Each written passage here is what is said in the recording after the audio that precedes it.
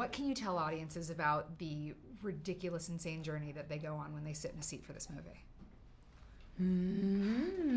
How do you do that without giving it away? I mean, we meet a family, the Wilsons, and the mother, Adelaide, is riddled with this trauma from her childhood that she cannot explain or shake off. And she's convinced as they're on their way to their summer home in Santa Cruz that something bad is going to happen. And she's proven right when at the end of the day, these four shadowy figures show up at the top of their driveway and their worst nightmare ensues.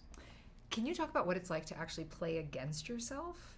It's weird. It's very weird. You never meet your scene partner, so it's imaginative gymnastics that you have to perform, and it's one thing to advocate for one character. It's another thing to have to see the world through the exact opposite lens and advocate as strongly and passionately for the other. And then, so it was mind twisting, and took a lot of very deliberate and kind of like mathematical preparation to delineate between the two. What is Jordan like as a director? Jordan, he's amazing.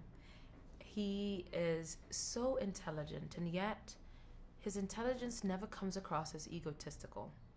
He's a man who is an improviser, and because of his background in that, he's very collaborative, and the best idea wins.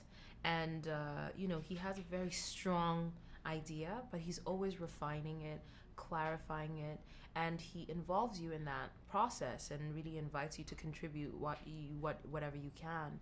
And he's also a very adaptable director.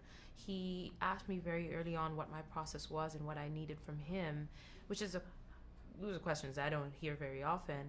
And he really tailor-made his directing to each of us. He would kind of adjust according to what we needed, how he talked to us, what he mentioned, and when he mentioned it. And I saw him do that with me. I saw him do that with Winston. I saw him do it with the kids, with Elisabeth and Tim, all of us. And so because of that, I think he's quite exceptional. When you first read the script, do you remember what your reaction was?